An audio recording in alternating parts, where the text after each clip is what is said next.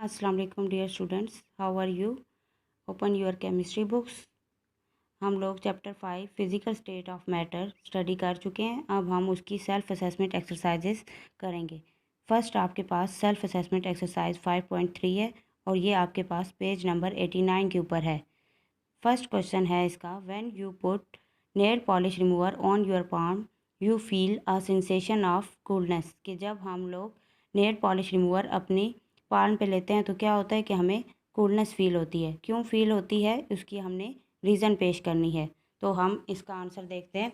जो एवोपरेशन वाला टॉपिक आपने पढ़ा है वही इसका उसमें से ये आंसर है। देखें, when the high kinetic energy molecule vaporize, the temperature of remaining molecule fall down to compensate the deficiency of energy. The molecule of liquid absorb energy from the surroundings. As a result, the temperature of surrounding decreases and we feel cooling. क्या होता है कि जिन molecule की kinetic energy ज़्यादा होती है वो क्या करते हैं, वेपोराइज हो जाते हैं, जबकि जो मॉलिक्यूल बाकी रह जाते हैं जो वेपोराइज नहीं हो सकते उनका टेम्परेचर कम होता है और इस वजह से क्या होता है कि उनकी काइनेटिक एनर्जी भी कम हो जाती है। तो जो काइनेटिक एनर्जी कम निकल जाती है उस काइनेटिक एनर्जी को पूरा करने के लिए वो सराउंडिंग से एब्जॉर्ब कर लेते हैं एनर्जी। ठीक है, वो मॉलिक्यूल सराउंडिंग से एनर्जी एब्जॉर्ब कर लेते हैं। इसके नतीजे में क्या होता है कि जो टेम्परेचर होता है सराउंडिंग का वो कम हो जाता है और हमें कूलिंग महसूस होती है। ठीक है, दूसरा क्वेश्चन है हमारे पास, wet clothes dry quickly in summer than in winter. के वेट क्लॉथ्स जो होते हैं वो समर में जल्दी ड्राई हो जाते हैं जबकि विंटर में देर लगती है। तो हमने इसकी रीज़न पेश करनी है कि समर में वो क्यों जल्दी ड्राई हो जाते हैं। अब देखें, at high temperature rate of evaporation is high because at high temperature kinetic energy of molecule increases so high that they overcome the intermolecular forces and evaporate rapidly. So wet cloths dry quickly in summer than in winter. क्या होता है कि जब temperature ज़्यादा होता है तो rate of evaporation ज़्यादा हो जाता है।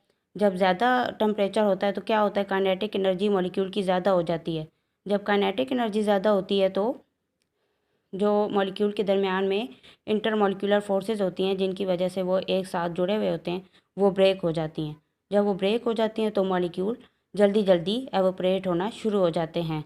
इस वजह से क्या होता है कि समर में टेम्परेचर ज़्यादा होता है जबकि विंटर में टेम्परेचर कम होता है। तो टेम्परेचर के ज़्यादा होने की वजह से जो वेट क्लॉथ्स हैं वो ड्राई जल्दी हो जाते हैं समर में, जबकि विंटर में देर से होते हैं। ठीक है, उसके बाद आपके पास सेल्फ असेसमेंट एक्सरसाइज 5.5 है। क्वेश्चन नंबर 1 है इसका, the boiling point of water on the top of mount Everest is 70 degree centigrade while at मरी 98 degree centigrade. Explain this difference. ठीक है, ये जो है सेल्फ असेसमेंट 5.5 आपको पेज नंबर 92 पे मिलेगी। ठीक है, इसका आंसर हम लोग देखते हैं। ये कह रहे हैं कि जो बॉइलिंग पॉइंट है वाटर का वो माउंट एवरेस्ट पे 70 डिग्री सेंटीग्रेड है जबकि मरी में 98 है। तो हमने इस डिफरेंस को एक्सप्लेन करना है।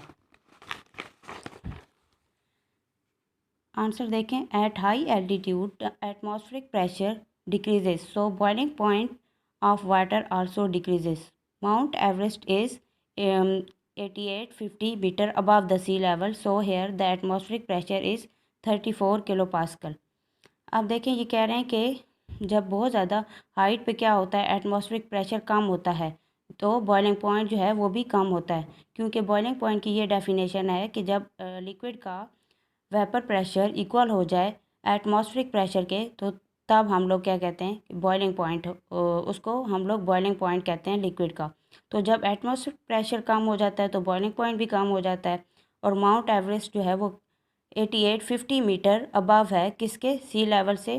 सी लेवल से 8850 मीटर अबव है माउंट एवरेस्ट सी। ठीक है, सो here the atmospheric pressure is 34 kilo pascal.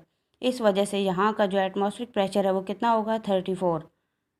ठीक है, while Murree is comparatively near to sea so here the atmospheric pressure is 99.298 kilo pascal. Hence boiling point of water at Mount Everest is 70 while at Murree is 98।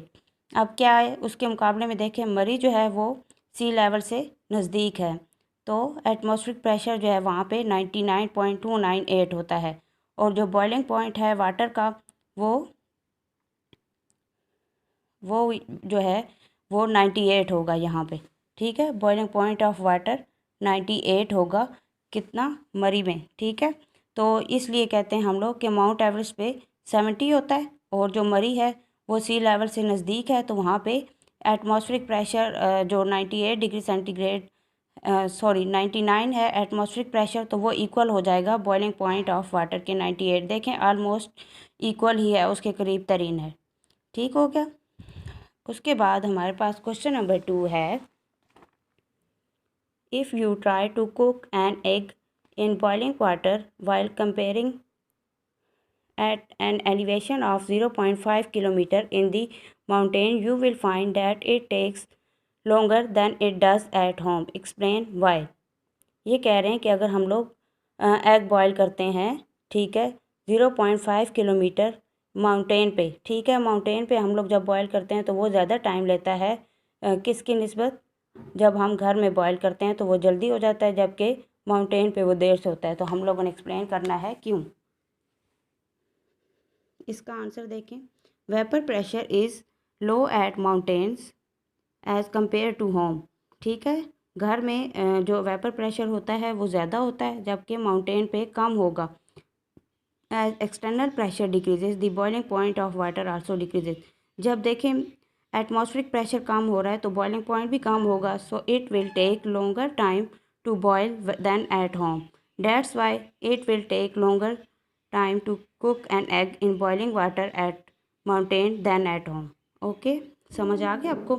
उसके बाद है आपके पास self assessment 5.6। 5.6 आपको मिलेगी page number 94 पे। Sodium chloride an ionic compound has a high melting point of 801 degree centigrade, whereas molecular solid such as ice has relatively low melting point of 0 degree centigrade. Explain this difference. ये कह रहे हैं कि sodium chloride ionic compound है, उसका melting point 801 है, जबकि जो आइस है वो मॉलिक्यूलर सॉलिड है और उसमें उसका जो मेल्टिंग पॉइंट है वो 0 डिग्री सेंटीग्रेड है। क्यों, इस डिफरेंस को हम लोग एक्सप्लेन करते हैं। सोडियम क्लोराइड देखें, is an ionic compound, ionic solid, it has strong electrostatic forces of attraction between sodium and chloride ions. अब देखें सोडियम क्लोराइड जो है वो क्या होता है, उसकी स्ट्रक्चर हम लोग ऐसे बनाते हैं ना, Na और ये Cl, तो ये जो बॉन्ड होता है ये स्ट्रॉन्ग होता है इनमें। तो यहाँ पे ये क्या कह रहे हैं कि इसमें strong electrostatic forces of attraction होती हैं, ठीक है, सोडियम और क्लोराइड आइंस के दरमियान में। So great amount of energy is required to break these forces. ठीक है, तो ज़्यादा अमाउंट में हमें एनर्जी चाहिए होती है उस बॉन्ड को ब्रेक करने के लिए। जो आयनिक बॉन्ड है, इसमें केमिकल बॉन्ड है, उसको ब्रेक करने के लिए हमें बहुत ज़्यादा एनर्जी रिक्वायर होती है। जबकि जो आइस है वो क्या है, मॉलिक्यूलर सॉलिड है, वाटर है ना, ठीक है, हैविंग वीक इंटरमॉलिक्यूलर फोर्सेस।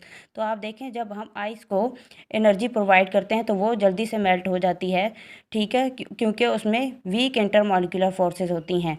आप लोग देखें तो हम लोग हाइड्रोजन बॉन्डिंग जो इसमें होती है उसको ऐसे शो करते हैं ना, तो ये जो चीज़ है ये डॉट में, तो ये रिप्रेजेंट ही ऐसे कर रही है कि ये वीक इंटरमॉलिक्यूलर फोर्सेस होती हैं इनमें। ठीक है, तो ये मॉलिक्यूल जल्दी से ब्रेक हो जाता है, इसीलिए मेल्टिंग पॉइंट जो है सोडियम क्लोराइड का वो 801 है, और जो आइस का है वो 0 डिग्री सेंटीग्रेड है। ठीक है, क्योंकि सोडियम क्लोराइड में केमिकल बॉन्ड होता है, उसको ब्रेक करने के लिए हमें ज़्यादा एनर्जी रिक्वायर होती है, जबकि आइस में वीक इंटरमॉलिक्यूलर फोर्सेस होती हैं और वो हम लोग आसानी से जल्दी ब्रेक कर सकते हैं हीट करके, या ठीक है, थोड़ी कम एनर्जी हमें रिक्वायर होती है, इसलिए उसका मेल्टिंग पॉइंट जो है वो 0 डिग्री सेंटीग्रेड होता है। ठीक है, ये सारी सेल्फ असेसमेंट आप लोगों ने अपनी नोटबुक्स के ऊपर कर लेनी है। ठीक है, मैं आपको ये PDF फाइल भेज दूँगी अभी। ठीक है, ओके, अल्लाह हाफिज़।